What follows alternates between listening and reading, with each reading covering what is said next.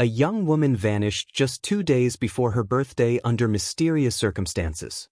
From the very first hour of the investigation, police uncovered a series of suspicious clues that suggested something terrible might have happened to her. Despite these alarming signs, the investigation dragged on for more than a decade, and it wasn't until 12 years later that the shocking truth finally came to light. The outcome left the entire country outraged as no one expected anything like this. Caitlin Markham was born on August 16, 1989 in Fairfield, Ohio. She grew up in a loving family with her parents and younger sister and was surrounded by many friends. Even as a child, Caitlin had a gift for making connections. She could approach the shyest kids on the playground and have them laughing and playing with her in no time. Caitlin was also a creative soul who loved singing, drawing, and basically anything related to art. Her passion shaped her career path, and after high school, she enrolled in a local university to study graphic design. The summer of 2011 was supposed to be a turning point in Caitlin's life. She was preparing for her final exams and planning a big move to Colorado with her fiancé, John. The couple had been together for 6 years and got engaged the year before. They dreamed of starting their life together in a new city and were looking forward to getting married after the move. On the morning of August 14th, Caitlin was supposed to go to her shift at the bridal shop where she worked part-time. That day, her loved ones tried reaching out to her, but she didn't respond to any calls or messages. Soon, her family began to worry and contacted Caitlin's workplace, only to find out that she hadn't shown up for her shift that morning. This was highly unusual. Caitlin was always in touch and had never missed work without letting someone know. Still, her family initially thought she might be busy with someone else and couldn't get back to them. They decided to wait it out, but as evening approached and there was still no word from Caitlin, their concern grew to a breaking point. Her fiancé, John, decided to stop by her apartment after work to check if everything was okay.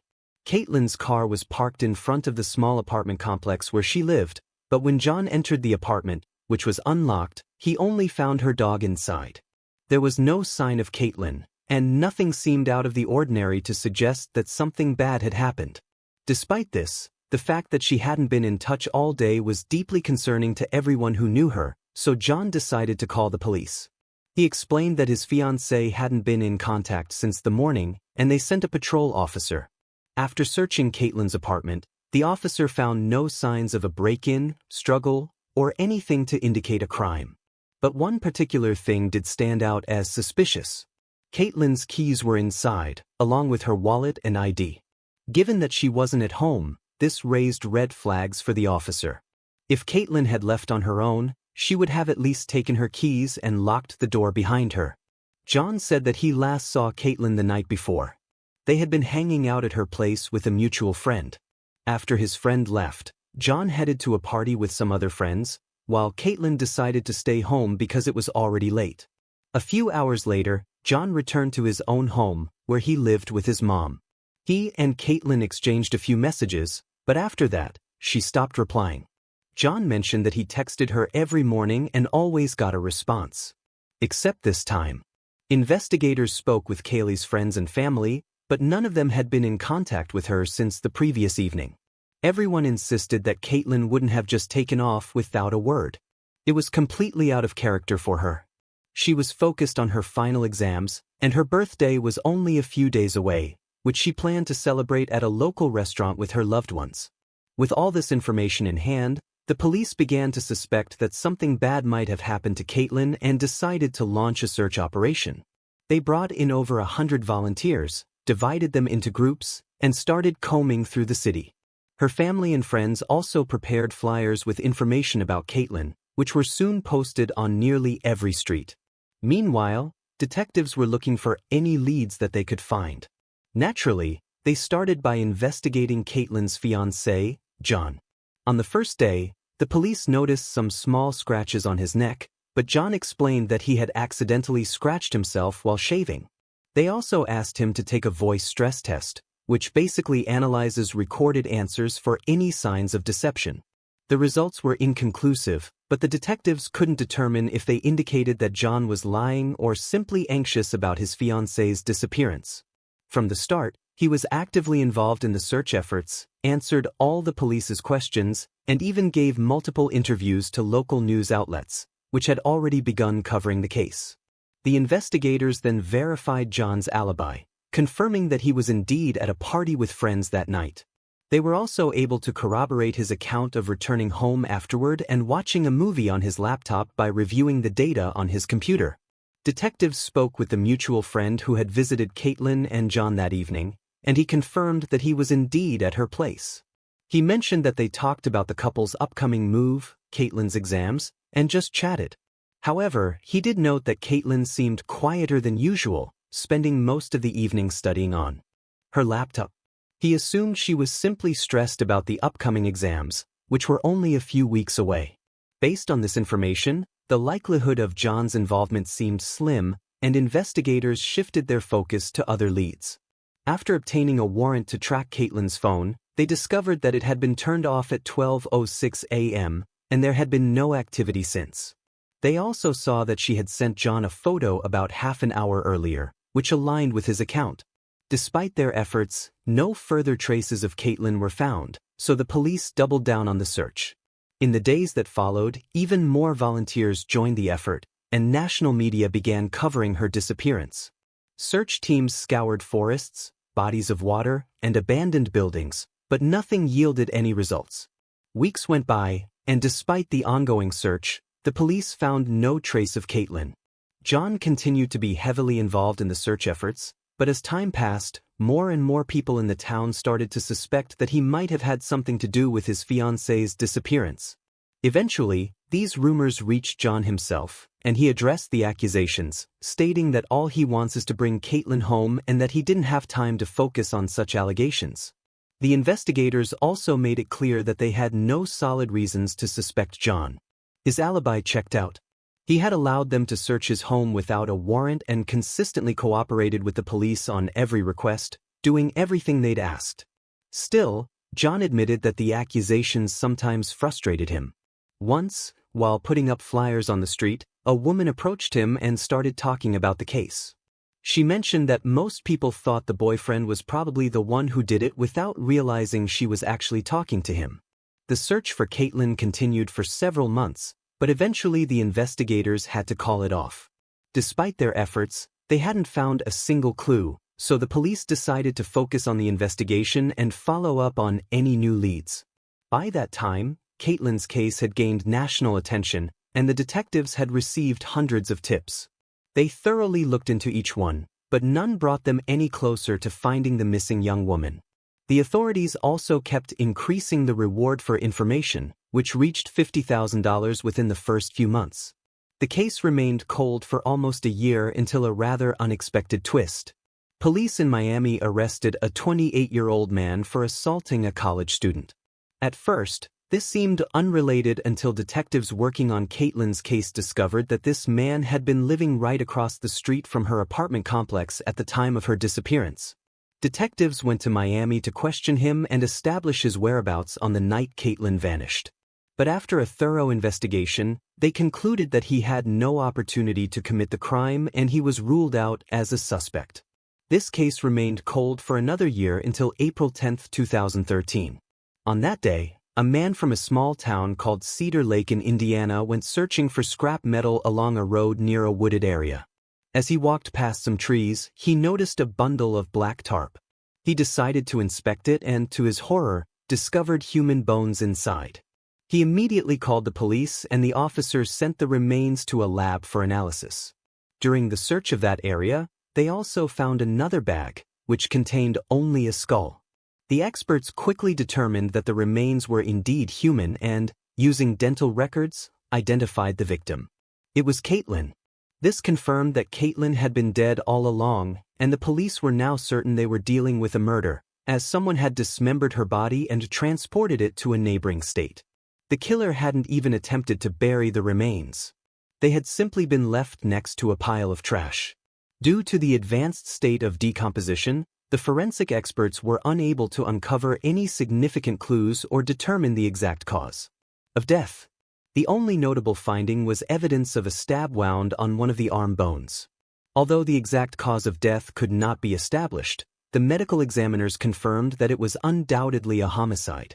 The fact that the remains were discovered in another state complicated the investigation. Police from both Indiana and Ohio had to work together, but despite their combined efforts, they made little progress. They did, however, conclude that the body was likely kept elsewhere before being moved to the woods. It's possible the killer feared it would be discovered and decided to relocate the remains to a more remote spot. In 2015, Caitlin's father decided to hire a private investigator because he felt that the local police department was not putting enough effort into solving the case.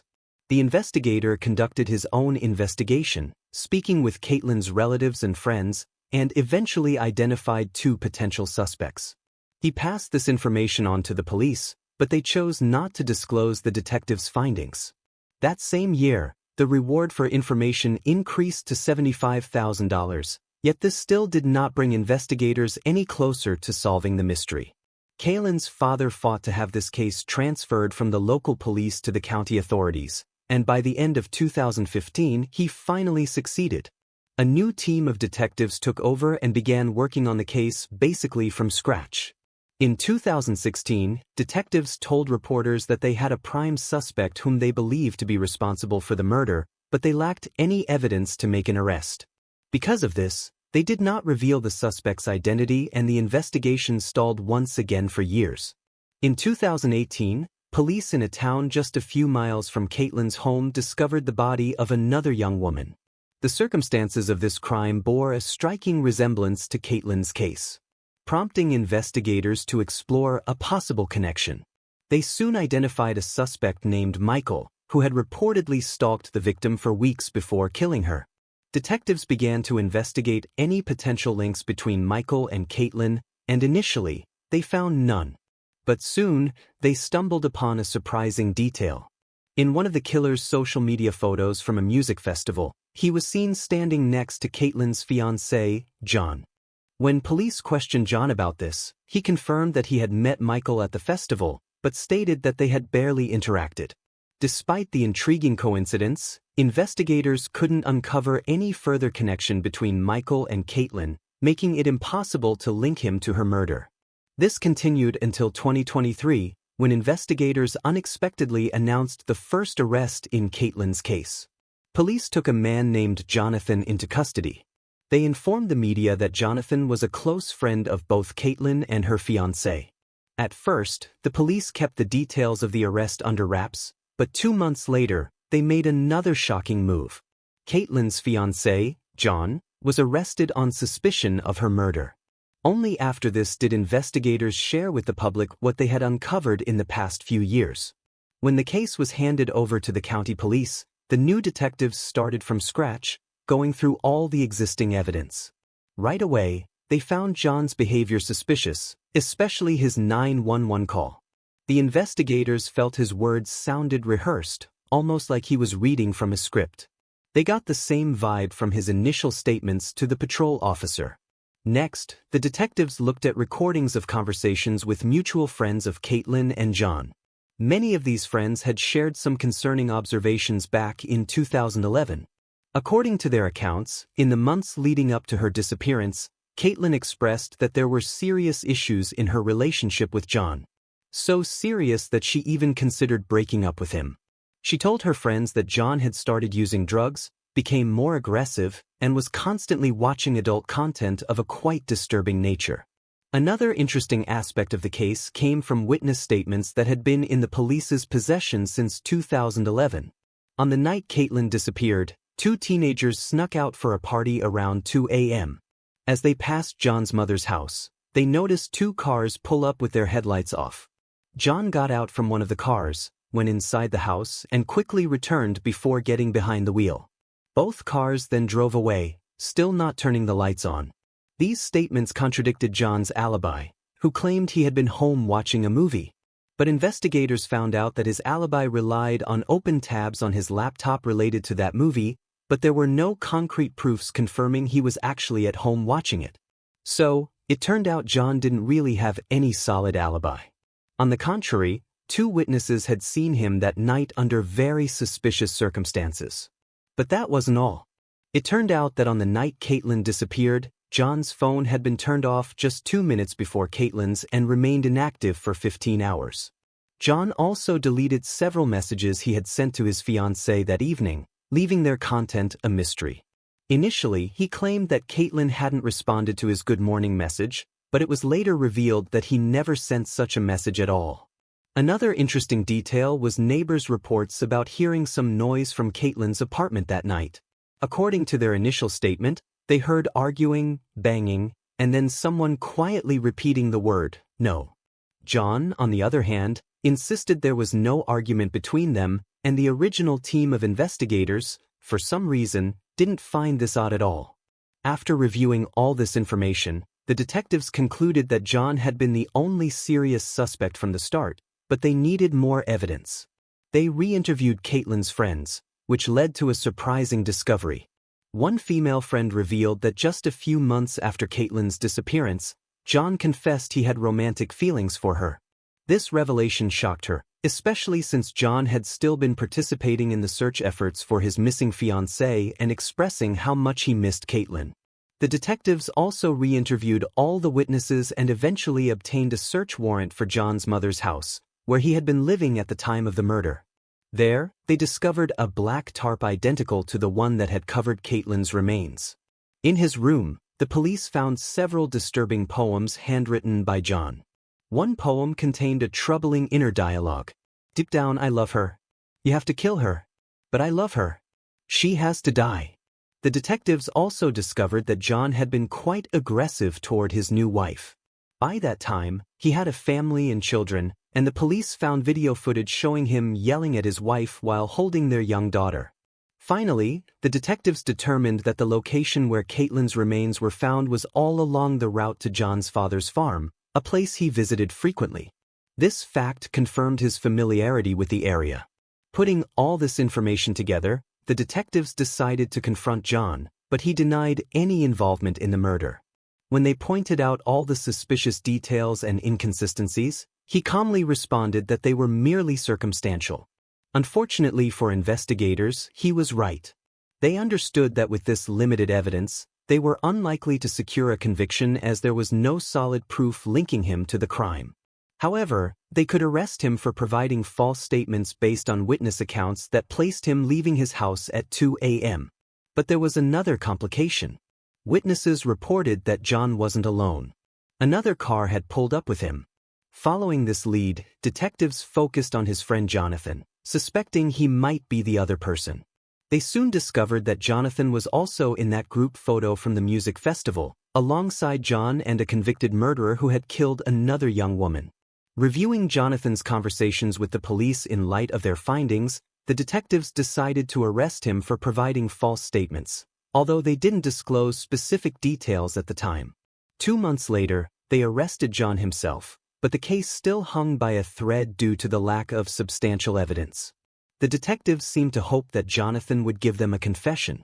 At that point, they believed someone had helped the fiancé dispose of the body, and it seemed his friend was involved. But both men continued to deny any connection to the murder, and John posted a $1 million bond securing his release until the trial. Given all this, the investigators took a desperate step.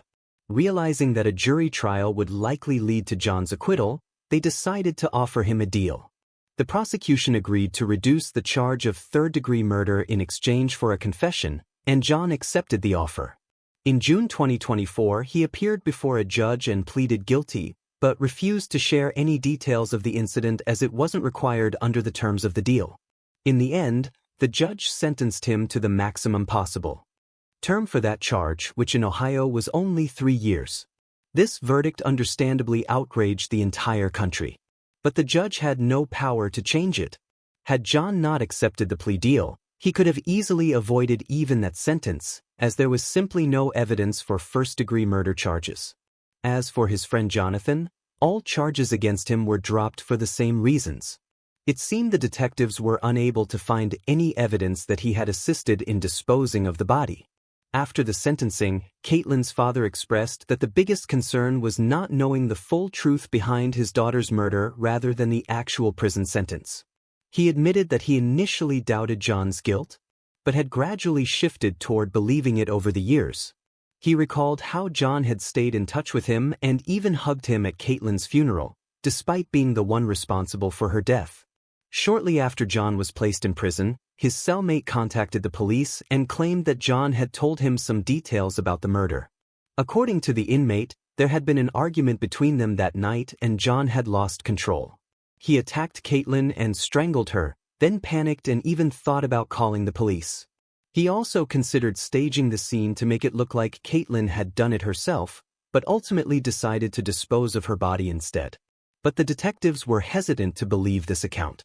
They assumed that John might have told this story because it actually aligned with the existing evidence, but whether he was telling the truth was still an open question. The police believe that the murder could have been premeditated rather than an impulsive act of rage. One detective who interrogated John was convinced that the man was a psychopath. He stated that he had spoken to many criminals throughout his career, but John stood out among all of them. Despite all this, there was no way to change the sentence, and John would be released in 2027 when he turned 39. The victim's parents had given up hope of ever learning the full truth. Even if John decided to confess, they would likely struggle to believe him. They were left to watch as he served a minimal sentence behind bars and would eventually return to society, where his actions could potentially harm others. The police are also continuing to investigate a possible connection between John, his friend, and the man convicted of killing another woman. They do not rule out the possibility that the trio could have bonded over their twisted fantasies and shared tendencies toward violence, but there is no evidence to support this theory yet. Share your thoughts on the story in the comments section and don't forget to press the like button if you enjoyed my video. Thank you for watching.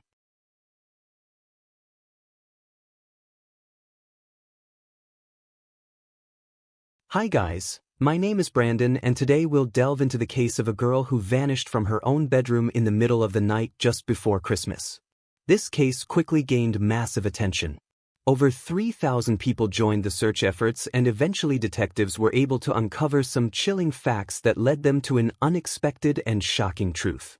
Sarah Foxwell was born on May 18, 1998 in Salisbury, Maryland. She grew up in a big family with 2 sisters and 4 brothers. Her mother also had 3 more kids from a previous marriage. Eventually, Sarah's parents divorced and her mom faced tough times, having to take care of all of the kids on her own. She had to work a lot, so the kids often stayed with relatives. Sarah was the middle child, always trying to keep the peace among her siblings when they were arguing and fighting. She always radiated positivity and usually succeeded in bringing her family together. In December 2009, when Sarah was 11, she temporarily moved in with her aunt and grandparents. Christmas was coming, and her mom was working extra shifts to buy gifts for every kid. Her aunt lived on the outskirts of Salisbury in a large farmhouse. The kids loved it there because of the vast space to play around. On December 22nd, everything seemed normal. With just 3 days until Christmas, the kids were in high spirits, running around the house, playing, and just having fun. Their aunt ordered pizza for dinner, and around 9 p.m., they all started getting ready for bed. Sarah slept in the same room with her 6-year-old sister, Emma, at the end of the hallway near the back door. They chatted for a bit and fell asleep. The next morning, Sarah's grandpa woke up and went to wake the kids. He went into the girls' room but found only Emma there. Thinking that Sarah might have already woken up, he searched the entire house but couldn't find her. He told her aunt about it and they started to search every corner together. Eventually, they realized that Sarah wasn't in the house. Her aunt thought she might have gone outside to play in the snow that had fallen overnight. But she quickly realized Sarah's shoes and jacket were still at home. Then, her aunt noticed something strange. Sarah's toothbrush was missing from its usual spot in the bathroom. After searching the area around the house with her grandpa and finding no signs of Sarah, her aunt decided to call her mother. She rushed over and they contacted the police. The officers arrived within minutes and immediately began searching the house. Sarah's aunt told them that she always checked all the doors and windows every night before bed, and she had done so the previous evening as well. The police couldn't find Sarah anywhere inside the house or nearby. Upon learning about the missing toothbrush, the officers began to consider the possibility of an abduction. Maybe the kidnapper grabbed this item before leaving the house with Sarah, so they decided to check if all the doors and windows were indeed locked. As they approached the back door next to Sarah's room and tried the handle, it opened right away. Sarah's aunt swore the door was locked the night before and hadn't been opened since. However, she remembered they kept a spare key outside near the entrance. She went there and checked it, but the key wasn't there. This further supported the abduction theory.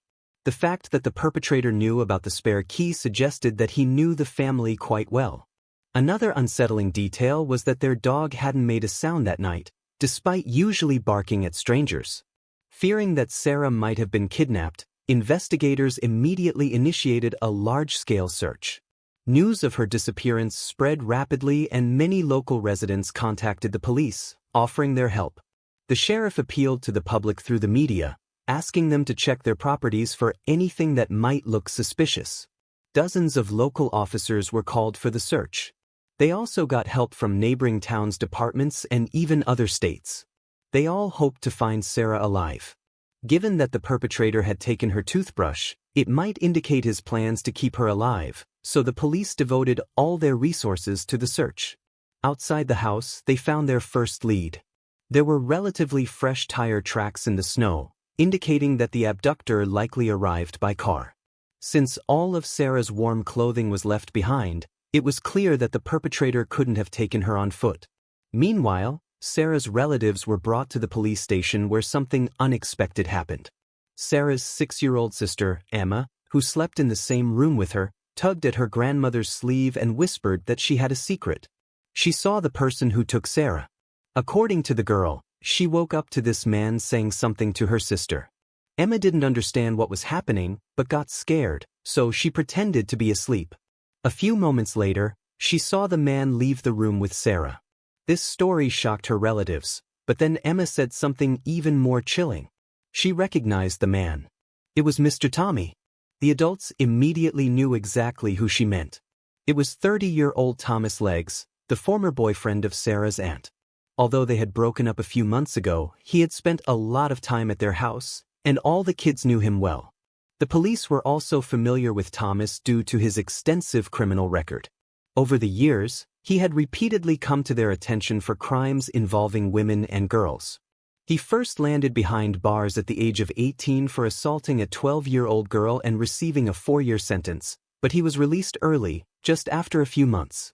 Later, he received a 7-year sentence for assaulting another minor. However, he was released early again, this time after serving only 6 months due to his good behavior.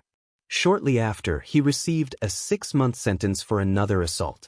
Then he attempted to assault another girl on the same day his wife returned home from the hospital with their newborn daughter. The woman later divorced him and obtained a restraining order against Thomas because he had threatened to kill both her and their daughter. Another incident happened when a woman and her little daughter moved to the street where Thomas had lived. One day, the girl, along with her friend, was sitting on the porch of her house. Thomas approached them and told one of the girls that he had been watching her play in the yard and called her a wild girl. Then he grabbed his stick and began hitting her on the buttocks. The girl ran inside and told her mom about what just happened. The woman saw Thomas through the window and realized she had already seen his face. Before moving to this house, she had checked the sex offender registry in this area, and there was a photo of Thomas. The mother reported him to the police, and the case went to court, but Thomas managed to avoid any punishment for his actions. Before the trial began, the woman was asked not to mention the fact that Thomas was in the sex offender list and had previously been convicted of sexual assault. The reason for this request was the concern that mentioning it would bias the jury, potentially leading to an unfair verdict for Thomas. Just a few months before Sarah's disappearance, Thomas was arrested once again. He had broken into the bedroom of a 24-year-old woman in the middle of the night, undressed, and began pleasuring himself while standing next to her bed. After his arrest, he was released on bail. At first, Thomas successfully hid his criminal history from Sarah's aunt, but she eventually learned about it. Nevertheless, he somehow managed to convince her that all these accusations were false and that he hadn't done anything he was accused of. Considering all of this, detectives had no doubt that Thomas was behind Sarah's abduction. Her relatives also noted that during the time the man was dating Sarah's aunt, he spent significantly more time with Sarah than with the other kids in the house. Back then, no one thought much of it, but after her disappearance, this fact seemed very disturbing. The police wanted to speak with Thomas, so they headed to his place. The man lived just a few miles away, in a shed on his parents' property. Investigators took him in for questioning and also obtained a warrant to search the shed. Inside, there was a mess and horrible living conditions, but no evidence linking him to Sarah's disappearance was found. However, the police discovered a large collection of magazines and DVD discs containing adult materials. The shed was literally filled with them. During the interrogation, Thomas repeatedly denied his involvement in Sarah's disappearance. He claimed that he was trying to deal with his problems, referring to his propensity for committing crimes against underage girls. According to Thomas, during the time he was dating Sarah's aunt, he deliberately avoided being alone with the children so that no one could falsely accuse him of anything inappropriate. When told that Emma had seen him on the night of the abduction, Thomas claimed that the girl had often made up stories before and he wasn't there. Detectives didn't believe a word he said, and it wasn't just because of Thomas's previous crimes. While they were speaking about the disappearance of 11-year-old Sarah, he repeatedly smiled and mocked. The sheriff even thought that Thomas considered his crime absolutely perfect and that the police wouldn't be able to prove his guilt. Thomas also claimed to have a strong alibi. He said he was at the bar with his friend until late into the night. Investigators immediately checked this story, and to their surprise, the alibi was confirmed. Thomas was indeed seen in the bar, but there was a catch. He left around 1 a.m., and since then, no one, including his parents, had seen him until around 7 a.m. During the examination of his phone, they also found that on that night, Thomas had sent messages to several women offering to meet up, but all of them declined. Despite all of this, detectives still couldn't crack Thomas. They hoped that the girl was still alive, so they put all their efforts into finding her. When they seized his pickup truck, the police immediately discovered several significant clues. Inside the vehicle lay Sarah's green toothbrush and a large lollipop. Investigators thought that Thomas could have used the candy to lure her into his car. The tire tracks also matched with the tracks left in the snow in front of the house on the night of Sarah's disappearance. The man himself told detectives that he hadn't been to that house in over a month, and now they had proof that he had lied. Despite the fact that Thomas continued to deny everything, the police still hoped to find Sarah. Hundreds of officers and volunteers continued searching the area, scouring the territory for many miles around her house. They checked abandoned buildings, forests, ravines, and bodies of water. Canine units with search dogs tried to pick up the girl's scent, while helicopters scoured the area from above. The police also received enormous support from the local community. People came to the police station and signed up as volunteers, despite the bad weather and the approaching holidays. Unfortunately, on that day, the search once again yielded no results. But no one even thought about giving up, and early the next morning, they went out to search for her again. Throughout this time, the stream of volunteers not only didn't dwindle, but grew even larger. In total, 3,000 people joined the search efforts. The sheriff even had to relocate the coordination center to the large baseball stadium because the police station simply couldn't fit such a huge number of people. Notably, among the volunteers were not only adults, but also their children. They handed out water, hot tea, and food. Everyone tried to do their best, hoping that eventually it would help them find Sarah alive. Meanwhile, investigators obtained another piece of evidence linking Thomas to the abduction. As soon as the man was brought to the station, he was given a new set of clothes, and his own clothes were sent to the lab. Experts found foreign DNA on the suspect's underwear and compared it to a sample from Sarah obtained from her belongings. It was a complete match. Considering the fact that DNA was found on his underwear, detectives came to a grim conclusion. Apparently, after the abduction, Thomas sexually assaulted her. The second day of the search also yielded no results, and on the morning of December 25th, Christmas Day, thousands of people once again went to look for Sarah. Despite the holiday, none of them even considered giving up. On that same day, investigators received GPS data from Thomas's phone. Unfortunately, there weren't exact locations, but rather just information about his phone connecting to specific cell towers. Police found out that on the night of Sarah's disappearance, his phone had connected to 3 towers, allowing them to determine the approximate triangular area where he must have been. Investigators focused all their efforts in this area, which was located practically on the state border, about 8 miles from Sarah's aunt's house. This area was mostly covered with trees. Hundreds of people combed through every inch of this territory, hoping for a Christmas miracle that Sarah would be found alive. Unfortunately, reality turned out to be much more tragic. Around 4 p.m., police noticed Sarah's body on the ground, almost at the state border. She lay on her back, with her arms raised upwards, pointing towards the sky.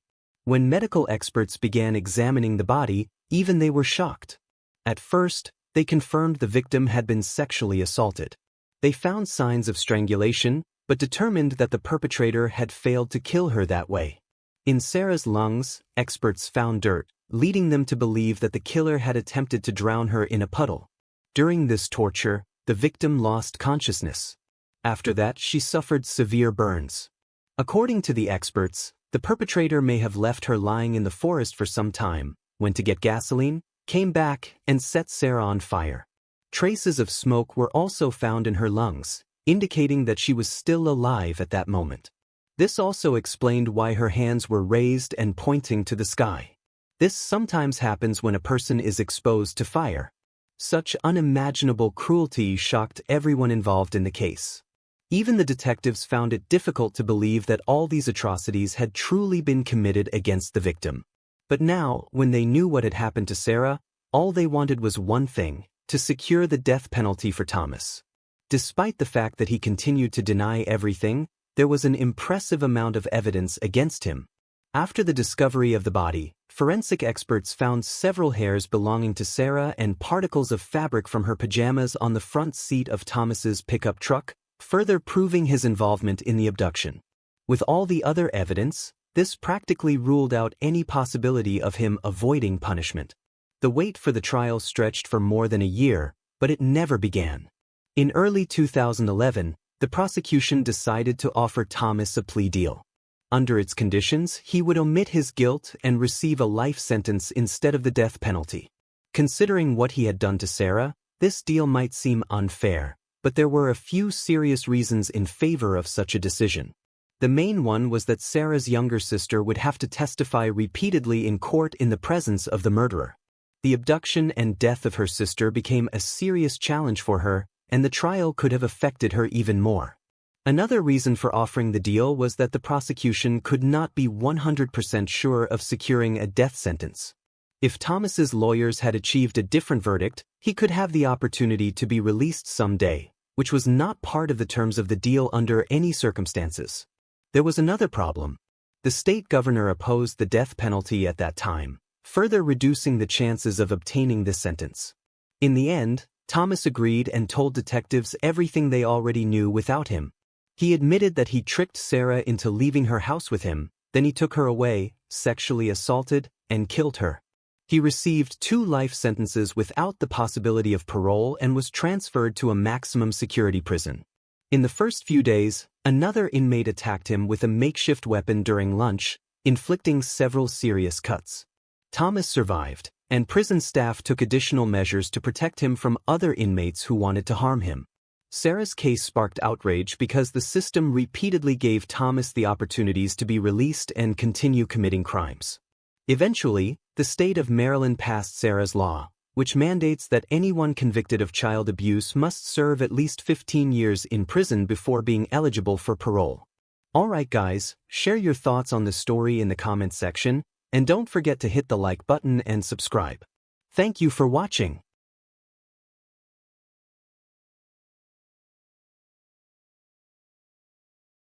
Hi guys, my name is Brandon, and today we'll delve into the case of a girl who vanished from her bedroom in the middle of the night. As the police started their search, they encountered a series of unexpected twists that no one could have predicted. Eventually, the detectives managed to uncover the truth about the girl's fate, but no one was ready for it. Rowan Ford was born on April 11, 1998 in San Diego, California. Her parents divorced when she was young, and her mother, Colleen, moved with her to a small town called Stella in Missouri. Later, her mom met a man named David, and they got married. Colleen had several children from a previous marriage, and soon after their wedding, she and David had a daughter together. Altogether, Rowan had 2 sisters and 2 brothers, and they shared a very close bond. She spent a lot of time outdoors riding her bike around town, enjoying swimming and indulging in her passion for drawing. She also liked going to Sunday school at the local church, where she always volunteered to help other kids who had some issues with their tasks. In November 2007, when Rowan was 9 years old, she was in the 4th grade at the local elementary school. Her mom worked the night shift at a store, while her stepdad spent most of the day on the farm. This left Rowan often fending for herself, which made her very independent. On November 2nd, she stayed home alone as usual. Her mom went to work, and her stepdad hadn't returned from the farm yet. The next morning, around 9 a.m., Colleen came home from her night shift and checked Rowan's room. But her daughter wasn't there. She asked her husband where her daughter was. He said she had asked him if she could have a sleepover at a friend's house, and he had let her go. He didn't even ask the friend's name because their town was very small, and he wasn't worried about anything happening to her. But Colleen started to worry and decided to check with all of Rowan's friends. Since there were only a few streets in their town, it didn't take long. But none of them had seen her, and she hadn't stayed over at any of their houses, which made her mother even more concerned. Colleen searched the whole town, but couldn't find her daughter. She went back home and told her husband that Rowan was nowhere to be found. She asked him to call the police and report her missing, but he reassured her that everything was fine and that she would come home soon. After waiting for several more hours with no sign of Rowan, Colleen took matters into her own hands and dialed 911 herself. The local sheriff immediately organized a search operation. He went to their house to speak with David, as he was the last person to see Rowan before she disappeared. David said that on that evening, while he was working on the farm with his colleague, Christopher, their mutual friend, Nathan, came by. They all decided to go to David's place to have some drinks and play pool. They stopped by the store, bought some alcohol and went to David's house, where they spent several hours. Later in the night, Christopher asked Nathan to drive him home to the neighboring town where his trailer was, and they persuaded David to join them to continue the fun. Before leaving the house, he checked on Rowan in her room. Seeing that she was asleep, David left with his friends. They stopped by the store again, grabbed more alcohol, and headed to Christopher's trailer, where they continued drinking for about an hour. After that, David decided to head home and asked Nathan to give him a ride. Nathan agreed, but chose to take back roads instead of the main highway. By that time, he was quite drunk and didn't want to risk encountering the police. Nathan dropped him off and drove home, while David went straight to bed. Soon after, he was awakened by Rowan, who asked if she could sleep over at a friend's house. Without much thought, he agreed and fell back asleep.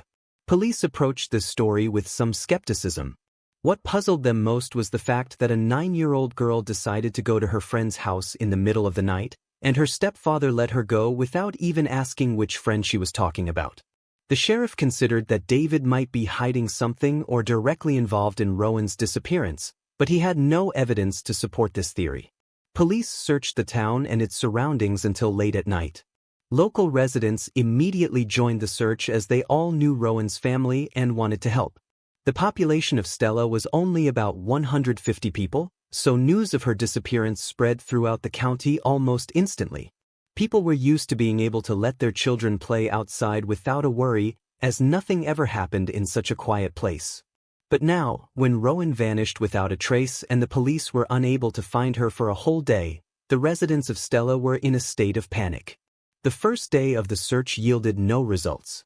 On November 4th, the police went to the neighboring town to speak with Christopher, who fully corroborated David's story.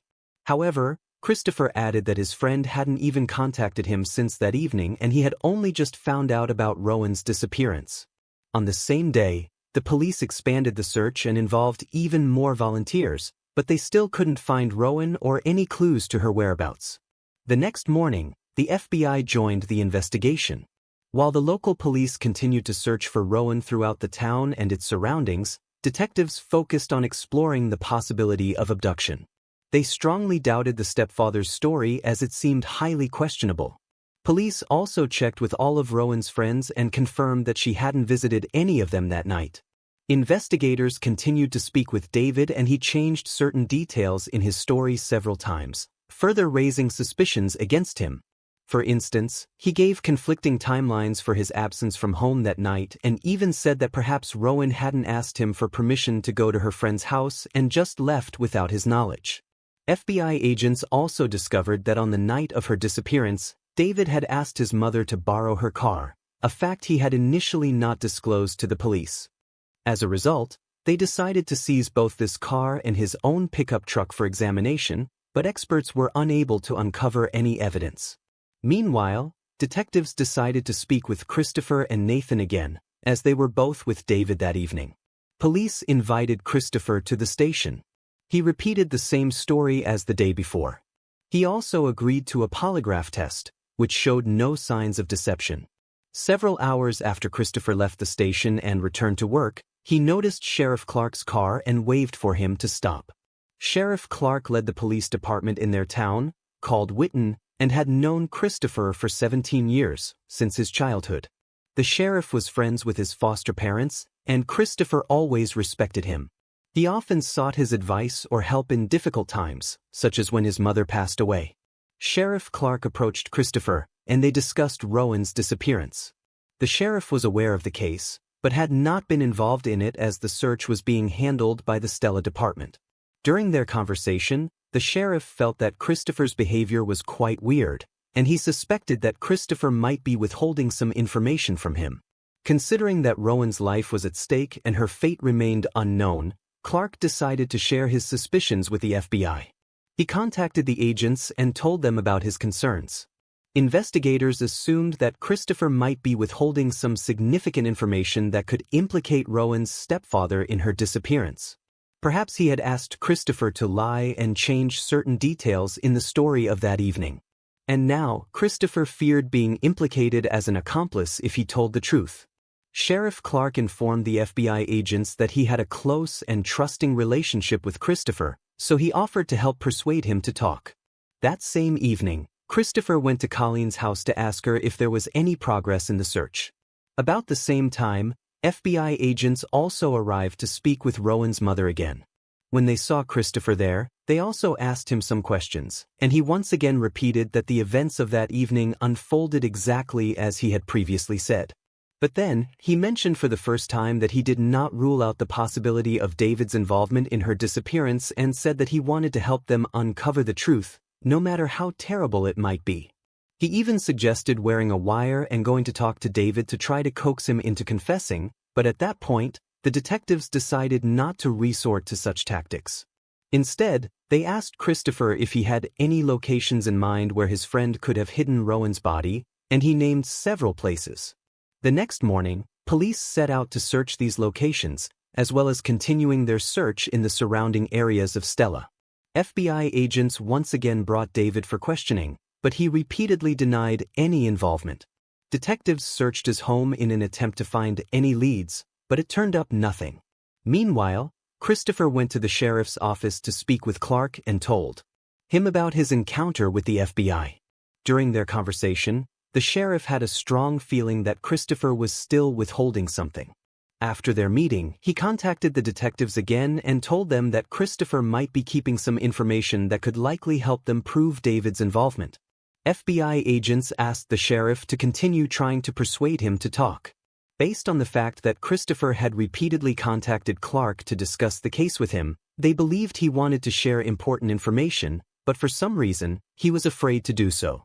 The next day, on November 7th, the police called Christopher back to the station.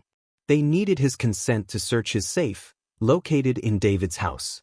Christopher had been living with him for several months when he temporarily didn't have a place of his own, and some of his belongings were still there. Christopher gave them his permission and also agreed to allow the police to search his trailer and his car. He also voluntarily provided them with a DNA sample, and he agreed to answer the detectives' questions again. They began questioning him about that evening and once again asked him to confirm David's story. But this time, Christopher suddenly admitted that his friend's story wasn't entirely true, and the investigators began pressing him to tell them what really happened. But this pressure only caused Christopher to become agitated. He said that if the police were going to treat him like a criminal and attempt to accuse him of involvement in Rowan's disappearance, he would not continue this conversation. After that, detectives had to end the interrogation, and Christopher left the station. That same evening, he went to Sheriff Clark and told him about it. He complained that the detectives were treating him like a suspect and said that he might need to hire a lawyer. The sheriff replied that it was his right, but asked him to understand that the police were just doing everything possible to find Rowan.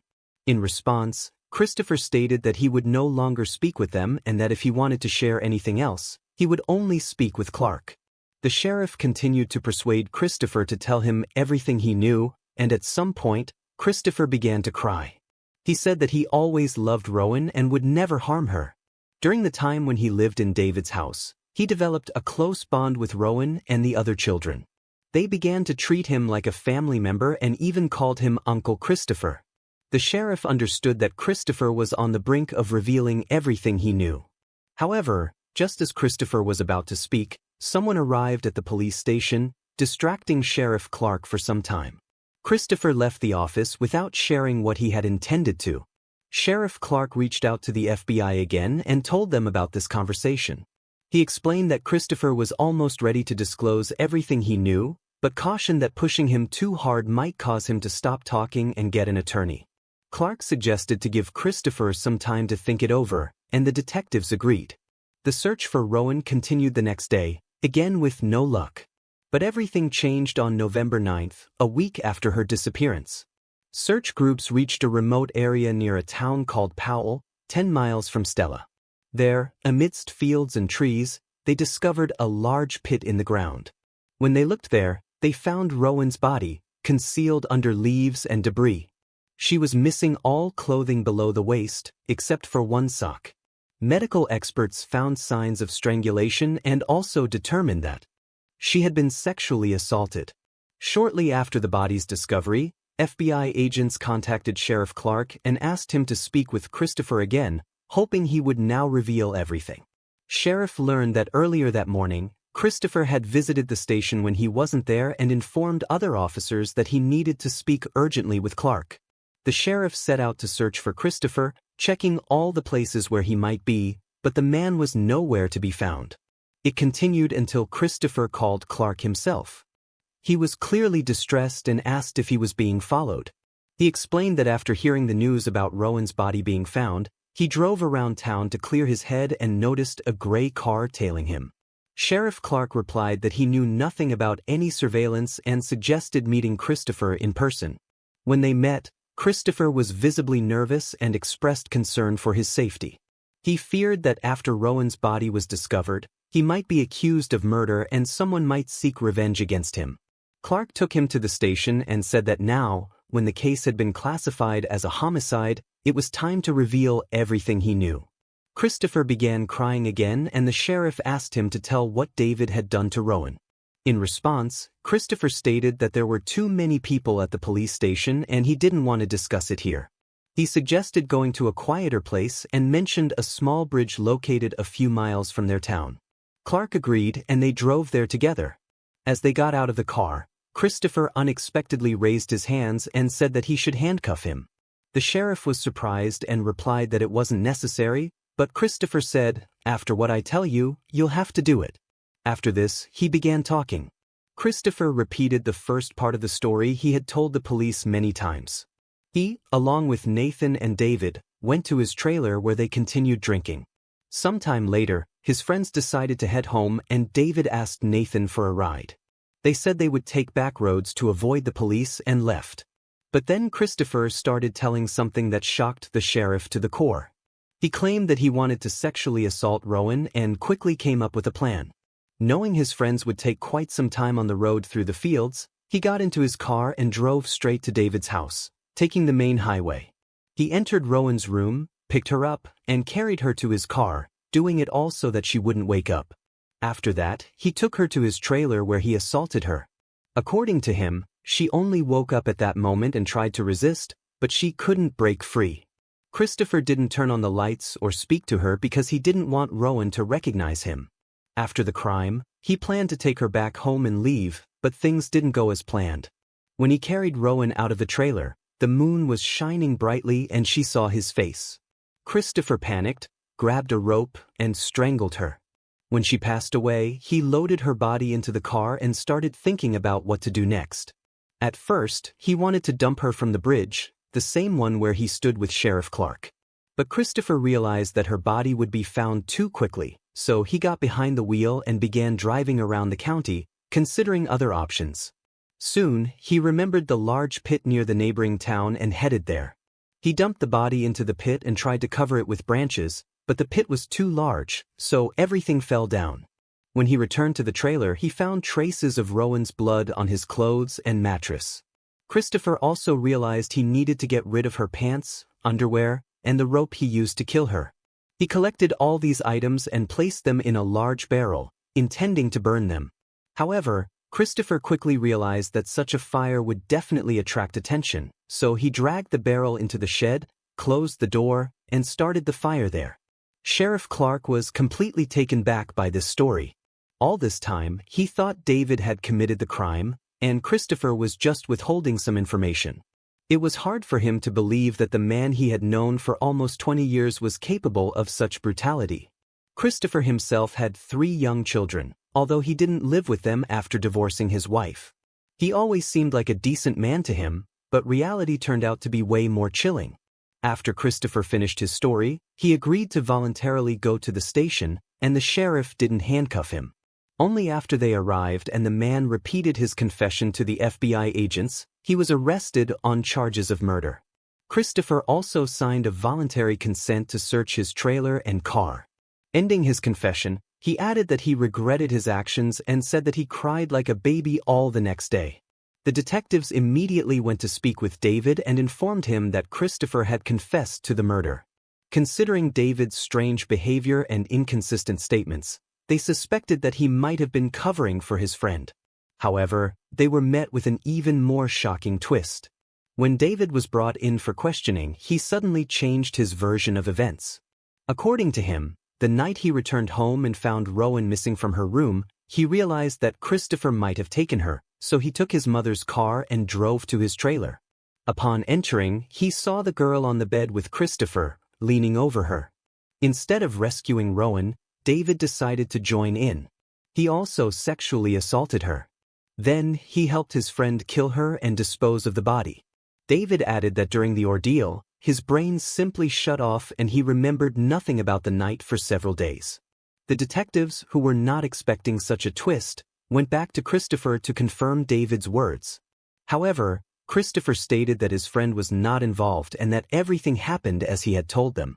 This further baffled the detectives, but Christopher's matched the facts. Medical experts confirmed that the victim had been strangled with a thin rope, a detail only the killer would know. During a search of the trailer, the police found a barrel with ashes. In his car, they also discovered hair comparable to Rowan's. Despite investigators still being unable to confidently determine whose version of events was truthful, both men provided incriminating statements, so David was also arrested and their cases were sent to court. During the trial, Christopher filed a motion to exclude all his statements from the case materials, claiming he was unaware they could be used against him and that the police violated his rights. But the judge denied this motion since all his conversations with investigators were entirely voluntary. Christopher also attempted to plead mitigating circumstances, pointing out his difficult childhood.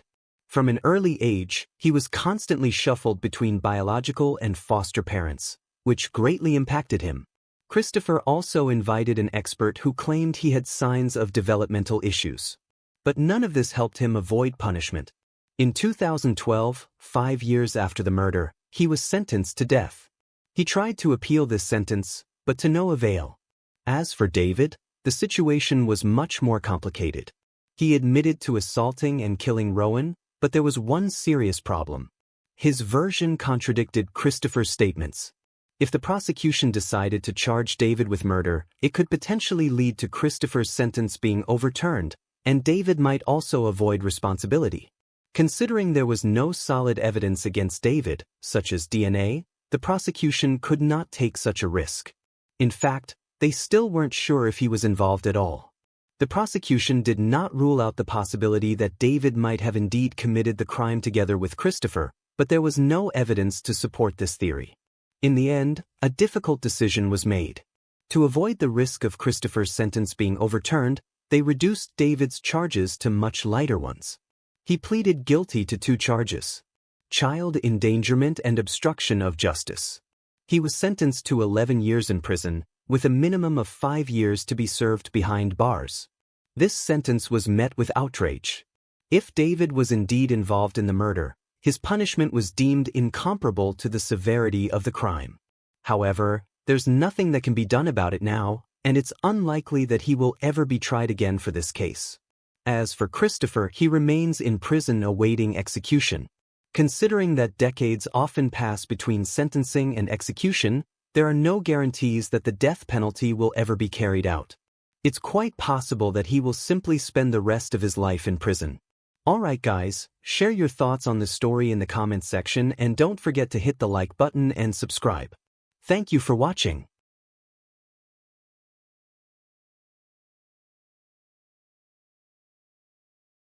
A girl left the gym and headed home just a few hundred yards away, but she never made it, sparking a massive police search. Over time, this case turned into one of the most notorious in modern Italy, leaving millions in shock. No one could have imagined that the twists and turns of this story would rival any detective movie, or that something like this could happen in real life. Yara Gambaradio was born on May 21, 1997, in a small Italian town called Bambe di Sopra. This quiet place, not far from Milan, has a population of just over 7,000 people and is known for its peaceful life, old architecture, and beautiful nature. Yara's family had lived there for generations. She had loving parents, an older sister, and 2 younger brothers. Yara loved her hometown. She went to the local school, had lots of friends, and was very active in gymnastics. Just a few hundred yards from her home was a big sports center, and Yara went there almost every week. On November 26, 2010, when she was 13, she planned to swing by the gym quickly to return a stereo to her coach. Around 5:15 p.m., she said goodbye to her parents and headed out, saying she'd be back in about an hour. Yara's parents weren't worried about letting her go out alone, despite her age. Their town was very safe, and the walk to the gym only took a few minutes. But that evening, they started to get concerned because Yara was late. By 7 p.m., she still hadn't come back, which was unusual. At 7 to 11, her mom tried calling her, but it went straight to voicemail. This really worried her parents, so they immediately contacted the police. The case was referred to a police department in a larger nearby city, about 7 miles away, and an experienced detective, Letizia Ruggieri, was assigned to handle Yara's disappearance. She immediately sent officers to the town to start the search and also called in the military police for help. After talking with Yara's parents, they went to the gym to piece together her last movements.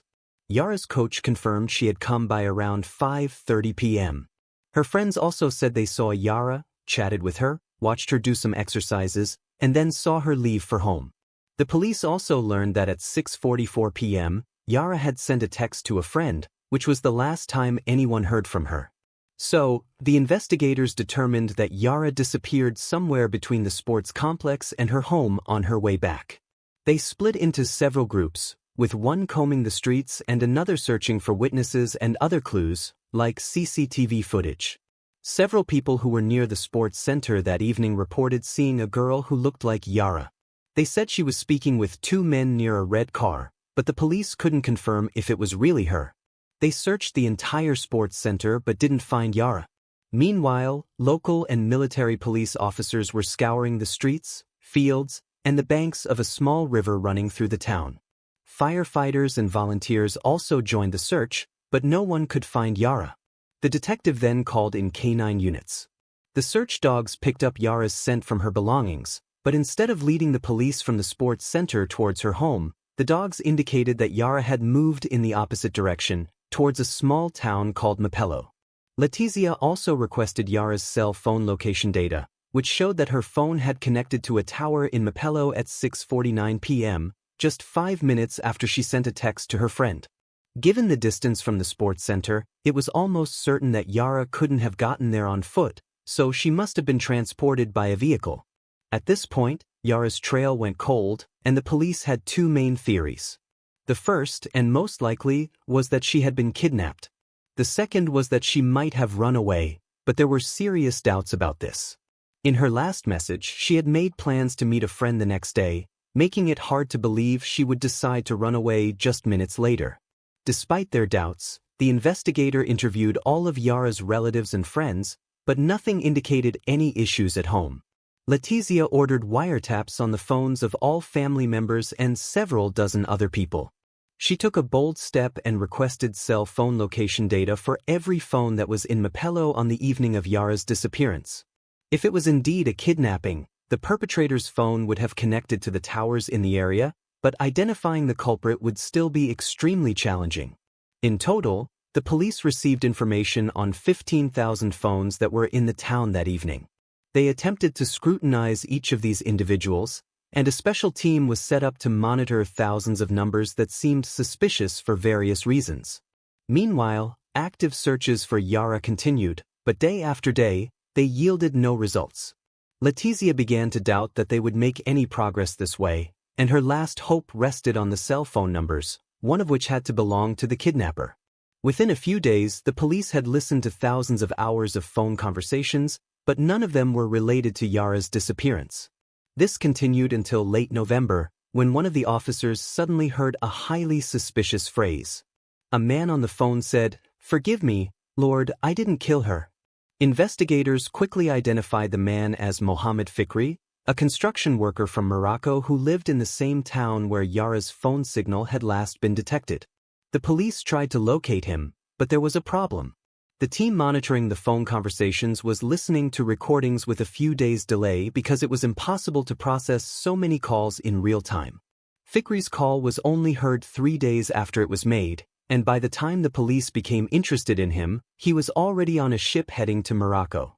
All of this looked extremely suspicious, so the Italian authorities decided to intercept the ship. They found the man, arrested him, and brought him back to Italy. Meanwhile, investigators uncovered another chilling clue. They found Fikri's car and discovered a mattress with bloodstains in the trunk. The mattress was immediately sent to the lab, but here the police faced an unexpected twist. The blood didn't belong to Yara and apparently wasn't even human. Upon further analysis of the cell phone recording, it was revealed that Fikri had said something completely different in his native language, and the officer had mistranslated the second part of the phrase. After conducting additional checks, investigators confirmed that Fikri had nothing to do with Yara's disappearance, and they had to release him. By that time, Yara's case had become one of the most well-known topics across Italy, with extensive coverage in the national media. Millions of people followed the search efforts, hoping she would be found alive. When news of Fikri's arrest hit the papers, many were convinced that the kidnapper had finally been caught, so the news of his innocence came as a shock and disappointment. It meant the investigators were back to square one, with no other leads to help them find Yara. The police continued to monitor phone conversations, search for other evidence, and do everything they could, but nothing seemed to lead anywhere. This continued for exactly 3 months, until February 26, 2011. On that day, a man from a small town 6 miles from Yara's home went to one of the many nearby fields to fly his remote-controlled airplane. But the airplane had some issues and he had to land it in a spot with tall, thick grass to prevent it from crashing into the ground. When he went to retrieve it, he noticed a pile of rags. At first, he didn't think much of it, but then he saw boots sticking out from under the pile and decided to call the police. Officers found a human body under the rags, but the level of decomposition made it almost impossible to visually identify the victim. However, when Letizia arrived at the scene, she immediately knew. It was Yara. She was wearing the same clothes she had on when she went to the sports complex 3 months earlier.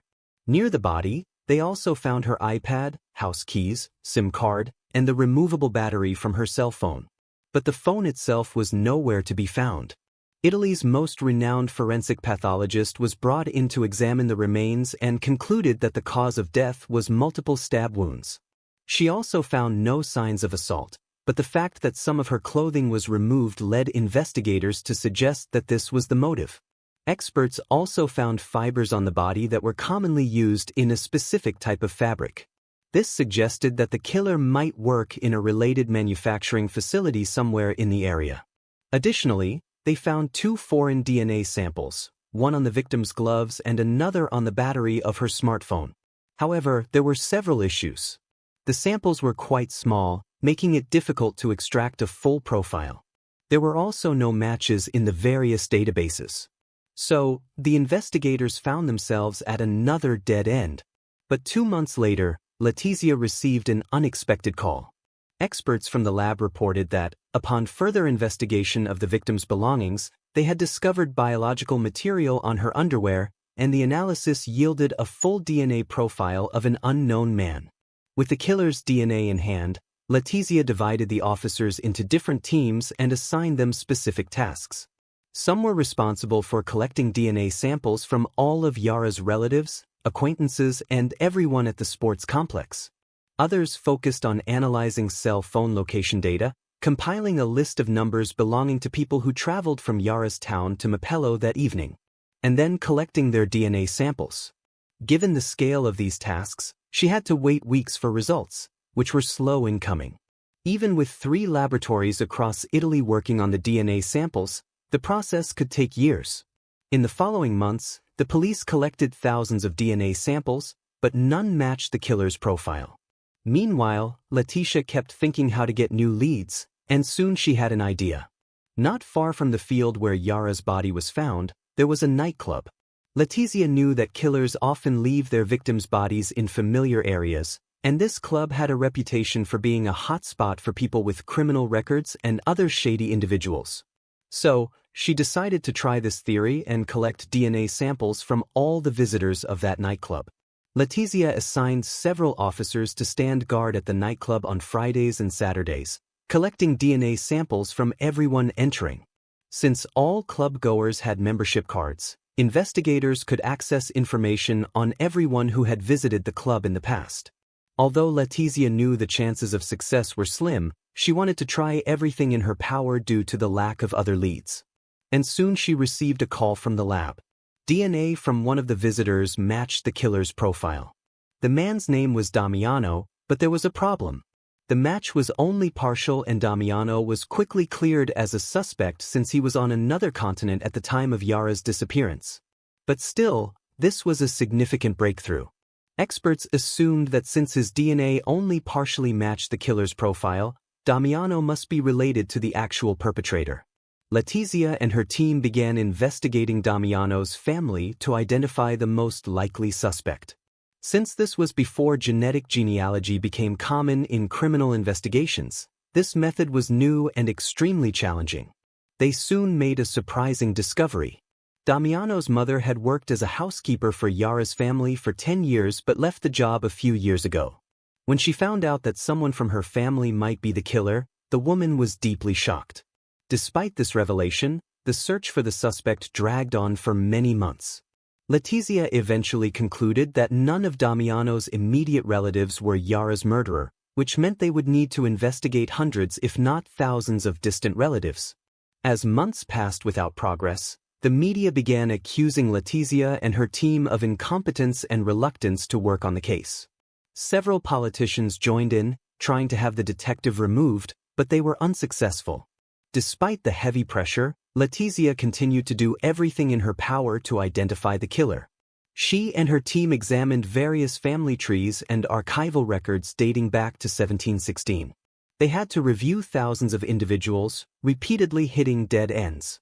This continued until September 2011 when investigators finally made a breakthrough. One family tree led them to a man named Giuseppe who was already deceased. However, his widow had preserved some postmarks with his saliva, and experts managed to extract a DNA profile. The results showed that Giuseppe was very likely the father or grandfather of the killer whose DNA was found on the victim's underwear. Giuseppe had 2 sons, and investigators obtained their DNA samples, but they faced another unexpected disappointment. Although the results showed a close match, neither of the sons was the killer. This left Letizia stumped. The killer had to be closely related to this family, but none of the male members showed a complete match. The only remaining possibility was that Giuseppe might have had a child with another woman, a child his family knew nothing about. Detectives focused on this lead, but uncovering such sensitive information proved extremely difficult. They interviewed thousands of people who might have known or seen Giuseppe during his lifetime. Nearly a year later, they got an intriguing clue. Since the 1960s, Giuseppe had been visiting a spa complex in a small town near Milan without his wife. He stayed there for 2 weeks every May and never brought his family along. Letizia requested records of all visitors to the spa complex during those years. To her surprise, these documents were still available and investigators began examining them. They compiled a list of all the women who stayed at the spa during the same time as Giuseppe. This process stretched over a year, but Letizia still couldn't get any closer to identifying Giuseppe's possible lover. Meanwhile, the media caught wind of what they were doing, and the theory about a secret child sparked widespread interest across Italy. Journalists, eager to capitalize on this attention, began their own searches for children born from extramarital affairs. To their surprise, they uncovered many such stories. In one small village, for example, they found 5 such children. This continued until 2014, when investigators finally made some progress. With the widespread attention on the case and the search for Giuseppe's possible lover, the police received numerous tips, but all of them led to dead ends. But in the summer of that year, they received a tip suggesting that Giuseppe might have had an affair with a woman named Esther Artsify. Reviewing their records, investigators suddenly discovered that they had already collected a DNA sample from Esther 2 years earlier. However, the results showed she was not related to the killer. Still, Letizia decided to request a new analysis, and the results were shocking. It turned out that the initial expert had mistakenly compared the killer's DNA with Yara's DNA instead of Esther's. When a different expert re-examined the correct samples, they found that Esther was indeed the killer's mother. With the long-awaited confirmation in hand, Letizia discovered that Esther had 3 children, including twins, a boy and a girl, who fit the age profile. Although the twins were considered the children of Esther's legal husband, investigators suspected that in reality, Giuseppe was the biological father. Since the killer was clearly male, they focused on Esther's son. At the time of the investigation, he was 42 years old, worked as a construction worker, and lived with his wife and children in Marpello, the same town where Yara's cell phone signal had disappeared. Letizia quickly came up with a plan to obtain his DNA sample without spooking him. She learned that he used a specific road every day and arranged a sobriety checkpoint there. The man, unaware of the real reason, blew into the breathalyzer, which was immediately sent to the lab with his saliva. Almost 4 years after the murder, Letizia finally received long-awaited confirmation. His DNA fully matched the biological sample found on Yara's underwear. This man's name was Massimo Bassetti, and on June 16, he was finally arrested. Bassetti denied any involvement in the crime and claimed he was innocent, so the case went to trial. During the preparations, investigators uncovered several alarming facts that indirectly implicated Bassetti. His browser history showed searches of an unaccepted nature related to minors. On the evening of Yara's disappearance, his cell phone was located in her town but was turned off at 5:45 p.m. and not turned on again until the next morning. Bassetti's car was captured on surveillance footage near the sports center on the same evening, just minutes before Yara vanished. The car had no license plates, making it difficult to identify the driver before Bassetti's arrest. Now, it was confirmed to be Bassetti's vehicle. Interestingly, fibers from his car seat matched the fibers found on the victim's body. The prosecution also called a witness who lived in Yara's town. The woman testified that on the evening of the disappearance, she had gone outside to take out the trash when she saw a car speeding by her house. According to her description, the vehicle resembled Bassetti's car and she saw a child inside. She added that she heard screams coming from the car. Police also discovered that Bassetti frequently stopped at a pizza restaurant on the same street as Yara's home. This suggested that he might have seen her long before the abduction and possibly had been planning the crime in advance. Regarding the surveillance footage, Bassetti claimed he was simply driving home from work that evening, but investigators found that he did not work that day, which was confirmed by his colleagues' testimonies, CCTV footage, and cell phone location data. The trial began in the summer of 2015, a year after Bassetti's arrest, and it quickly captured the attention of millions across Italy. While most people were sure that Bassetti was the killer, no one could have anticipated the twists this trial would reveal. The prosecution's version was clear. Bassetti had likely been watching Yara for days or even weeks before deciding to abduct her after she left the sports complex alone. He then took her to the field where her body was later discovered and killed her. The main theory was that Bassetti had intended to assault her, but for some reason he didn't go through with it. Bassetti's wife testified that he was home with the family having dinner at the time Yara went missing, but this was contradicted by CCTV footage near the sports complex and 3 witnesses who saw Bassetti's car at the time he claimed to be at home. The defense argued that their client was innocent. Bassetti himself claimed he often had nosebleeds, which could have gotten on his clothes and tools. His lawyer suggested that the real killer might have somehow come into contact with Bassetti's blood before the crime, which then ended up on the victim's underwear. The defense also challenged the DNA evidence, claiming that a mistake might have been made. They explained that there are 2 types of DNA, one that changes significantly between relatives and another one that changes very slowly over generations. The DNA found on the victim's underwear was of the slower changing type, so the defense argued that it could belong to anyone related to Bassetti, whether close or distant. But the prosecution's experts countered this, insisting that Bassetti's DNA matched the evidence beyond any doubt. But that wasn't the defense's main argument.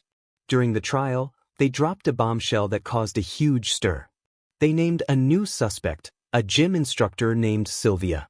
It turned out that after the body was discovered, experts found Sylvia's blood on the sleeve of Yara's jacket.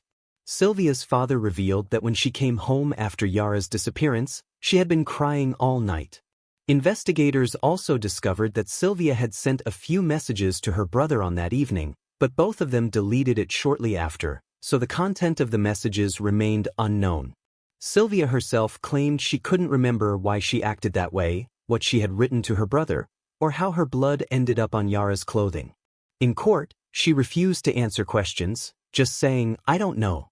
Despite the lack of any clear explanation for these unexpected revelations, there was enough evidence to convict Bassetti.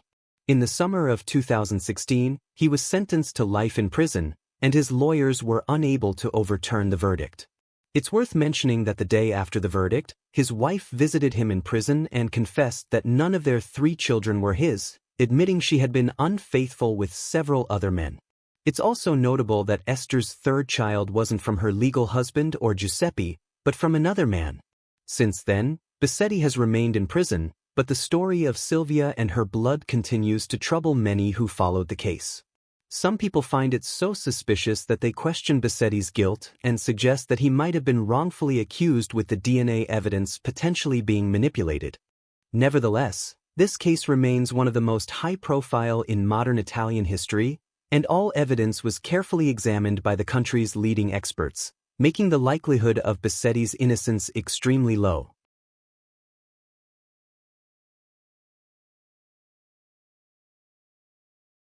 A young mother was found dead in her own home, and from the very first days of the investigation, detectives felt the answer was right there in plain sight. But the deeper they dug, the more strange and puzzling details they uncovered. And when they finally got to the truth, it turned out to be so unexpected it shocked even the most seasoned investigators. Sarah Williamson was born on June 20, 1963, in Florida. Her father served in the Army, so for a time, the family lived on a military base before eventually settling in Albuquerque, New Mexico. At school, Sarah stood out right away, especially in math. It later turned out her IQ was exceptionally high, and she earned top grades with very little effort. She also loved to read, gravitating towards crime novels, and by her later high school years she was already thinking about writing one of her own. She was also energetic and outgoing, had plenty of friends, and loved spending time with her older sister. After graduating, she enrolled at a university not far from Albuquerque and earned a degree in mathematics. While she was studying, she met a man named Cohen, and once they both finished their degrees, they got married. Sarah had planned to continue on to a master's in statistics, but she received a very attractive job offer at a military base. After working there for a while, she and her husband moved to Maryland, where she landed a position as a statistical analyst with the National Security Agency. It was a major leap in her career, and Sarah quickly proved herself as a talented problem solver who could take on challenges of any size. Around that same time, she began writing her own crime novel about a statistician who solves a murder. 3 years into her marriage, Sarah's relationship with her husband started to fall apart, and eventually, they decided to get a divorce. She kept working at the NSA and also decided to finally pursue her master's in statistics. Sarah enrolled in evening classes at Johns Hopkins University, where she met another student named Lorenzo. At the time she was 27 and he was 25. Lorenzo was working towards a degree in business and finance, and like Sarah, he had already been married once before. The two started dating, and after Sarah completed her master's, she married him. They settled in a well-off neighborhood called Elkridge, just outside Baltimore. 3 years later, they had a son, but almost immediately after his birth, Lorenzo began to pull away from the family. His behavior changed drastically. He became controlling of Sarah's every move and showed almost no interest in their child. Eventually, Sarah decided to file for divorce. Lorenzo moved back in with his parents, who lived nearby, and they agreed their son would spend weekends with him while living with Sarah the rest of the time. At the time, Sarah was 35, and her son had just turned 1. On Friday, November 13, 1998, she dropped him off at Lorenzo's house, then spent the next day with her best friend, Laura. The following morning, Sunday, Laura woke up expecting a call from Sarah, because they had planned to talk, but Sarah never called. Laura tried contacting her, but she didn't answer. That's when Laura noticed she had a voicemail waiting. It had been left at 8:46 p.m. the night before, while she was already asleep. Back then, voicemail didn't show who had called unless you dialed in to listen. Still, Laura figured it might be from Sarah and pressed play. To her horror, she heard chaos on the line, strange noises, then a woman screaming, followed by the sounds of a violent struggle. It sounded like someone was being attacked in real time. Shaken, Laura immediately contacted police. She asked them to check on Sarah, and officers were dispatched to her home. The first thing they noticed was that the window next to the front door had been shattered, yet the door itself was locked, and no one came when they knocked. Circling around, they found the sliding glass door at the back unlocked and went inside. What stood out immediately was that the alarm system on that door was still armed, which made little sense. If someone had broken in through the front, the alarm should have gone off. When they entered the living room, they were met with a gruesome sight. Sarah's body lay sprawled on the floor in a massive pool of blood. The walls, furniture, even the ceiling were also splattered with it. Fearing the worst, officers hurried through the rest of the house, searching for Sarah's baby. Not knowing he was with his father, they immediately assumed he might have been kidnapped. Sarah's body was sent to the medical examiner, while detectives focused on processing the crime scene. They quickly determined that the killer had most likely entered through the broken front window. That window was also wired to the alarm system, but the sensor was on the frame, so it would only trigger if the window was opened. Smashing the glass didn't set it off. Bloody fingerprints showed that the intruder also used the same window to leave. Inside, investigators noticed something strange. Someone had pulled out all the VHS tapes from a drawer in the living room and scattered them across the floor. And the VCR itself was missing. In the kitchen, every cabinet door had been thrown open. Like someone was searching for something specific. At first glance, it looked like a burglary, but detectives quickly started to doubt that theory. Sarah's laptop and wallet were sitting untouched on the kitchen table. It felt more like someone had staged the scene to look like a break-in, covering up a much darker motive. The autopsy only reinforced that suspicion. Sarah had been stabbed repeatedly with wounds across her entire body. The sheer level of violence suggested deep, personal anger or hatred toward her. Detectives also couldn't figure out why the killer chose to smash the front window. The back of the house faced the woods and would have offered a much safer way in without drawing attention. That led them to believe the attacker might have known exactly how the alarm system worked, and realized that breaking the back door glass would have likely triggered it. Forensics didn't find any usable fingerprints or solid evidence. All they could do was gather up the huge amounts of blood left behind, hoping that somewhere in the mess, they might pick up traces of the killer's DNA if he'd cut himself during the brutal attack. Meanwhile, officers searched the backyard and discovered a machete, which they believed was the murder weapon. Forensics later confirmed that the wounds on Sarah's body matched it exactly. While experts worked through the evidence, detectives confirmed that Sarah's little boy was safe with his father. With that worry off the table, they turned their focus to interviewing Sarah's friends and family. They wanted to know if she'd had any conflicts leading up to her death, but everyone said the same thing. Sarah was kind, easygoing, and never fought with anyone. The only exception was her ex-husband, Lorenzo. Sarah's best friend, Laura, explained to investigators that the divorce had been rough. After their son was born, Lorenzo's behavior completely changed. He had been on antidepressants before, but stopped taking them once the baby arrived. From then on, Sarah noticed he showed no interest in spending time with her son. But that wasn't all. Lorenzo also grew controlling, watching her every move. Over time, Sarah started to feel like he was angry at her for giving more attention to their newborn than to him. Sometime later, after Sarah went back to work, Lorenzo started accusing her of having an affair with her boss. He even showed up at her workplace. Since she worked for the NSA, his accusations triggered a full-scale internal investigation and interviews with dozens of employees. In the end, investigators found absolutely no evidence to back up his claims. Still, Lorenzo refused to let it go. During one of their fights, he even pulled a gun on Sarah. That was the breaking point, and she filed for divorce. When Lorenzo found out about it, he tried to hit her while she was holding their baby. Sarah fell, and Lorenzo snatched the child and walked out. He dropped the baby off at his parents' house. Then came back and told Sarah she had to sleep with him, or she'd never see her son again. After that, Sarah went straight to the police and got a restraining order against him, but no other action was taken. From then on, she only saw him in court, where they were battling over custody, or when she dropped their son off at Lorenzo's parents' house on weekends, since the court ruled he had visitation rights. At one point, Lorenzo even tried to get a passport for his son so he could take him out of the country.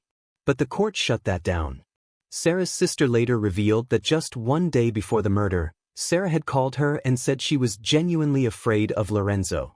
She was worried he might hurt her before the court made a final decision about custody of their son.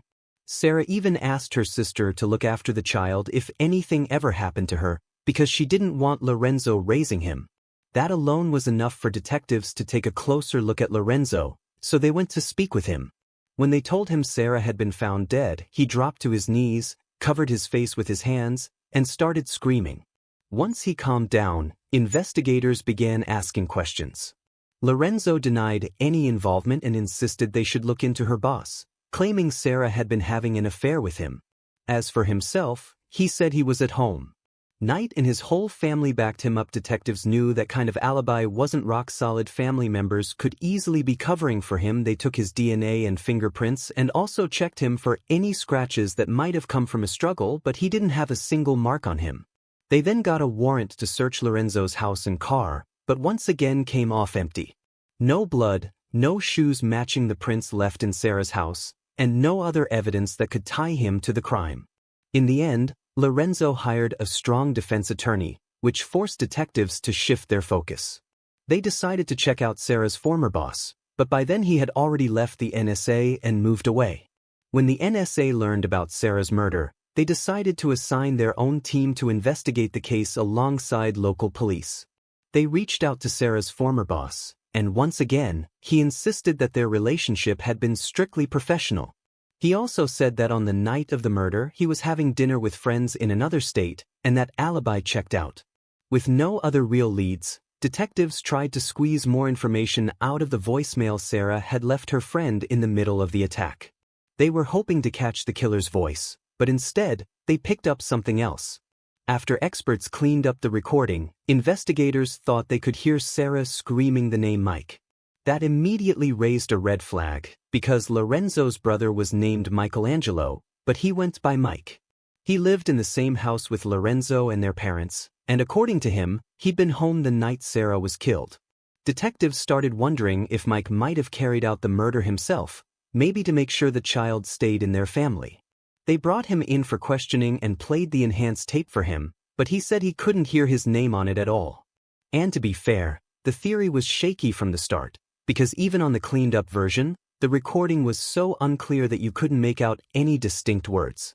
Mike denied having anything to do with the murder, but during questioning, detectives noticed he was visibly shaking. And when they drove him back home, the moment he stepped out of the car, he immediately threw up.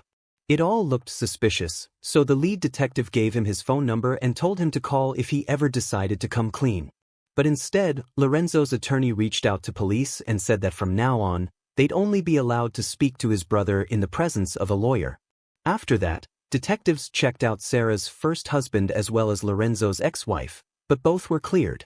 As for Lorenzo's ex-wife, investigators asked if she'd be willing to help them, and she agreed. Police tapped her phone and she called Lorenzo, carefully trying to coax something new out of him, but he stuck to his original story and kept insisting he had no idea who killed Sarah. There was also another theory tied to Sarah's job at the NSA. She had access to classified information, and detectives couldn't rule out that this might have been a motive. But the special team from the NSA looked into it and ultimately concluded there was no connection between her work and the crime. A month after the murder, the lab finally finished processing all the evidence from Sarah's house, and they found DNA from an unidentified man in 3 different blood samples. Detectives immediately compared it to Lorenzo's DNA, and to their surprise, it wasn't a match. The same went for his brother and his father. The blood didn't belong to any of them. This twist shocked investigators, who had been almost certain Lorenzo was involved. But now, with the DNA pointing to a completely different man, his guilt didn't look so clear anymore. The problem was, without any other leads, there was no way to figure out who the real killer was, and the case went cold for months. Detectives kept digging, even checking known serial offenders in the area, but nothing came of it. Later, they sent the voicemail recording to the FBI, where experts were able to clean it up more effectively. Turned out, Sarah hadn't said Mike at all. It was just a scream. That went on for 7 months, until the case suddenly took a shocking turn. On June 1, 1999, the lead detective got a call from the Baltimore County Police Department. An officer there explained that one of their inmates had just confessed to killing Sarah. The inmate was a 19-year-old named Ardell Tickles, who'd been arrested 3 months earlier for an armed robbery at a McDonald's. While sitting in jail awaiting trial, he told his cellmate that he'd murdered a woman in her own home. The cellmate quickly struck a deal with prosecutors, wore a wire, and started asking Ardell for details about the killing. Ardell explained how he'd broken into the house through a window and attacked the victim with a machete. He described her injuries with such precision that detectives had no doubt he was talking about Sarah. He even gave the exact date it happened, the night she was killed. Ardell bragged about how his victim died while he kept striking her, saying he wanted her to suffer as much as possible. Finally, when his cellmate asked why he'd done it, Ardell gave an answer that floored detectives. He said a former coworker had paid him $5,000 to kill her. Investigators were convinced he wasn't lying about being the killer. His confession included details that had never been released to the public. The lead detective headed straight to the jail to confront him. He told Ardell he'd be facing first-degree murder charges and made it clear that they already had his confession on tape, so he'd better start talking. Ardell didn't deny a thing. He admitted he had killed the woman without even knowing her name. He added that he didn't feel any remorse, because according to him, Sarah was a bad person. He claimed the former coworker who hired him for the job told him that Sarah once pushed a pregnant black woman down a flight of stairs and spit in her face. Ardell also said that instead of the promised $5,000, he only got $3,000, but the money didn't matter to him as much as punishing her for what she'd supposedly done. At that point, the detectives laid out 3 photos, Lorenzo, his brother, and his father, and asked Ardell which one of them had hired him. To his surprise, Ardell didn't recognize any of them. He explained that the person who hired him wasn't a man at all, but a woman, though he didn't know her name. That raised even more questions. How could he have worked with this woman and not even know who she was? And what kind of woman would want Sarah dead? One thing was clear though, this woman knew Sarah very well. According to Ardell, just days before the murder, She drove Ardell to Sarah's house and told him the best time to strike would be Saturday because Sarah would be home alone. She even explained how her alarm system was set up and warned him not to tamper with it so the neighbors wouldn't hear a thing. With this new lead in hand, detectives shifted their focus to finding the woman behind it all. Ardell had worked at a nursing home laundry in Baltimore, so police pulled the employee roster, hoping he'd recognize someone. But what they stumbled across was far more shocking. One name on that list instantly told them who the mysterious woman was. Her name was Amelia, and she was Lorenzo's mother. Detectives went back to the jail and showed Ardell a photo of Amelia. Without hesitation, he confirmed that she was the one who had hired him. What really stunned him, though, was learning that Amelia wasn't just some stranger. She was Sarah's mother-in-law. He explained that Amelia often brought the little boy to work, and he'd assumed she was just the child's babysitter. When he realized that the boy was actually Sarah's son, Ardell was floored. He said the only reason he agreed to the murder was because he believed Sarah was racist, and he thought he was punishing her for that. But now he understood he'd been manipulated from the very start. Of course, there was no one doing what he had already done. And for detectives, the real challenge was still ahead. Ardell's confession alone wasn't enough to put Amelia away. They needed hard evidence to prove she'd orchestrated the murder. Talking to staff at the nursing home, detectives found a woman willing to cooperate in exchange for full immunity. She told them that on the day of the murder, Ardell had asked her to help him become a killer by renting a car for him, since he was too young to do it himself. She thought he was joking and went along with it. But just a few hours after she handed over the rental, Ardell brought it back and his boots were covered in blood. He told her he had just gotten rid of the devil and asked for her help.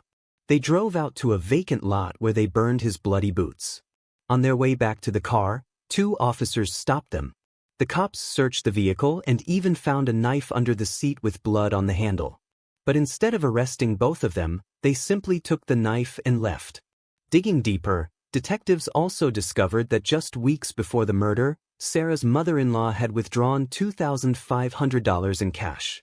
Soon after, Ardell deposited nearly the exact same amount into his own bank account, a connection that was hard to ignore.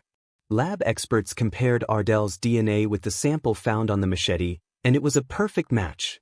That was enough to charge him with murder, and right after that, detectives went after Amelia. She was brought into the station, where she called Lorenzo. She told him she was probably going to prison, and he didn't even ask what for. His reaction was strangely calm. After that, Amelia refused to answer any more questions and demanded a lawyer. Knowing that the evidence they had might not be enough to secure a conviction, the lead detective decided to bluff. He told her that if they uncovered proof Lorenzo knew about the murder, their family would never see the child again. Amelia sat in that room for a few hours before finally giving in. She waived her right to an attorney and told detectives she was ready to confess. She admitted that she had never really liked Sarah and thought she was ungrateful. Things only got worse after the baby was born. Amelia believes Sarah wasn't raising him properly, but Sarah never listened to her. Over the next few months, the tension kept building, and their arguments became more and more frequent. When Sarah finally filed for divorce, Amelia panicked, afraid she'd never see her grandson again. And that's when she snapped. She wanted revenge, but insisted she never meant for Sarah to be killed. According to Amelia, she had casually mentioned her frustrations to Ardell at work, and he told her she needed to get back at Sarah for the disrespect.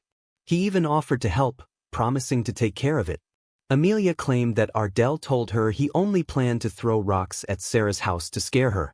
Detectives doubted that version of events, especially since Amelia had paid him a large amount of money, far too much for something as petty as tossing a few stones. In the end, Amelia said no one else in her family, including Lorenzo, knew anything about her involvement. Investigators never found any evidence to prove otherwise, so prosecutors went ahead and sent the case to court. The first to stand trial was Ardell. He claimed Amelia had manipulated him, tricking him into killing an innocent woman. He even said he'd spent the past months praying for Sarah and her family. But the jury wasn't moved, and he was sentenced to life in prison without the possibility of parole. Amelia's trial began in January 2000, and not a single member of her family showed up. Her lawyer tried to argue there wasn't enough to directly tie her to the murder, but the evidence was stacked against her. In the end, she too was sentenced to life in prison with no chance of parole. In 2009, she filed an appeal, claiming Sarah didn't deserve to die and that she had long since forgiven her. This questionable statement had no effect, and the original sentence was upheld.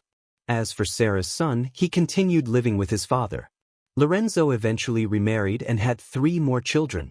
On February 8, 2023, he passed away at the age of 57. Emilia, now 89 years old, is still serving her life sentence. Ardell eventually became eligible for parole, but when he applied in 2024, his request was denied. He remains behind bars to this day. Share your thoughts on the story in the comments section and don't forget to press the like button if you enjoyed my video.